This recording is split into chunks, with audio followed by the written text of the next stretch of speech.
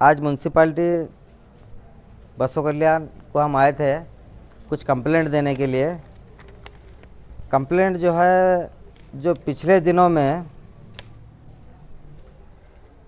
Encouragement के नाम पे जो डिमॉलिश करके करोड़ों रुपए का नुकसान किया गया है, इसके ज़िम्मेदार कौन है।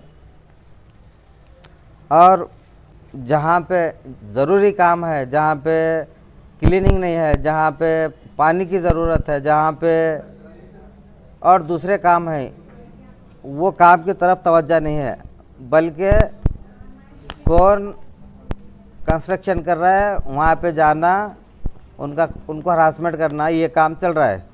तो इसके ख़िलाफ़ में हम director of municipal administration Bengaluru को एक कमिश्नर के ख़िलाफ़ कंप्लेंट दिए हैं और कमिश्नर साहब को भी हम जो है एक लेटर दिए हैं कि जो जो हमारे को ज़रूरत है बसों कल्याण में काम की, वो काम हमको जल्द से जल्द पूरा करना बोल के एक कंप्लेंट ये दिए हैं, एप्लीकेशन दिए हैं। काम देखिए, बहुत से पब्लिक वे, जो पाशेपुर में पब्लिक वे है उसको बंद किया गया है, वो ओपन करके देना।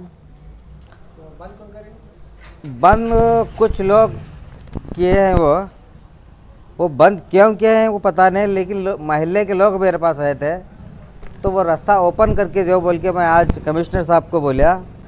फिर ऑटो नगर में जो है लाइट और क्लीनिंग का काम नहीं है, लाइटां टोटली बंद है।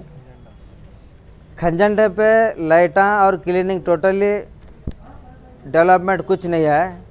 और विजय सिंह साहब अपने आप को बहुत बड़ा लीडर समझते हैं, खाली कुर्सी पर बैठ को ये काम कौन करना। बसों कल्याण के मुसलमान तो वोट दिए थे, पूरे मुसलमान वोट दिए थे। आप जो है ऑफिसरों को फ़ोना लगा के इसका काम रोको, उसका काम रोको बोल के ये जो सिस्टम चल रहे हो ना, चाहे विजय सिंह साहब हो चाहे एमएलए साहब हो, ये काम गलत है।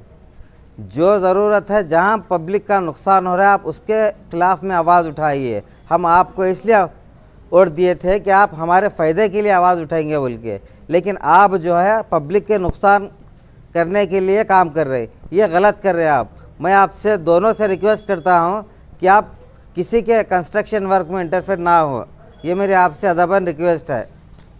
और जो है बसों कल्याण में 2 कब्रस्तान हैं जिसका कंपाउंड वाल बनाना ज़रूरी है, एक भंगी बॉडी के पास और एक रेना गली हनुमान टेम्पल के बाजू में जो कब्रस्तान की जगह है, वहाँ पे दोनों जगह म्यूनसिपाल्टी फंड से 2 जगह कंपाउंड वाल बनाओ बोल के हम बोले हैं।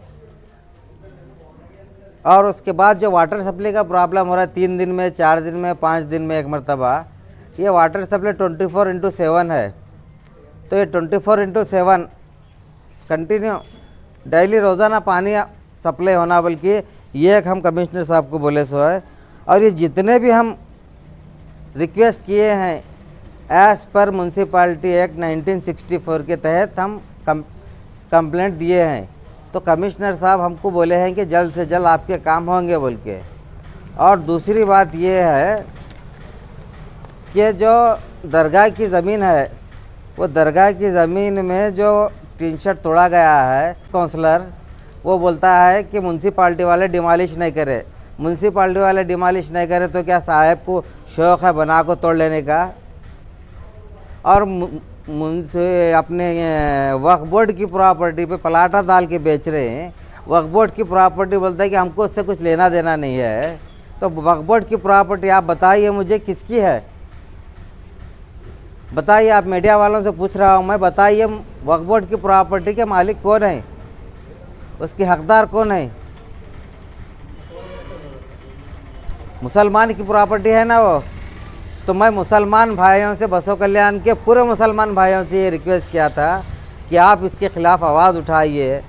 तो ये मेरे मुसलमान भाई पूरे जमा हुए हैं, जमा होकर जो है सो कमिश्नर साहब से डिस्कस किए हैं इसके बारे में। और दूसरी बात ये है कि साहब हो, आदमी हो के झूठ बोलना अच्छा नहीं दिखता। तो एक काउंसलर को ये नहीं मालूम हो उनके वक्त की प्रॉपर्टी किसकी होती है? इस्तीफ़ा देके घर में बैठना बेहतर है मेरे हिसाब से।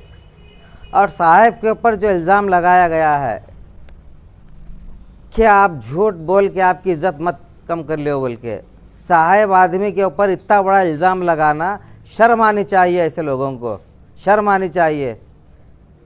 ऐसे लोगों को काउंसलर नहीं बल्कि अब क्या बोलूँ मैं, वाटर सप्लाई के काम दो म्यूनसिपाल्टी में, बेहतर है। क्या वो भी बराबर आता है कि नहीं आता कि? अब और जो है हम क्या बोलते हैं अपना, जो लोग बसों कल्याण में कंस्ट्रक्शन वर्क कर रहे उनको नोटिस दिए बगैर उनके काम को नहीं रोकना, ये हम कमिश्नर साहब के ख़िलाफ़ डायरेक्टर ऑफ म्यूनसिपल एडमिनिस्ट्रेशन को लेटर दिया गया है। अब हम उनसे रिक्वेस्ट कर रहे हैं कि कमिश्नर साहब को सस्पेंड किया जाए, जो पिछले दिनों में बसों कल्याण के अंदर करोड़ों रुपए का नुकसान हुआ है।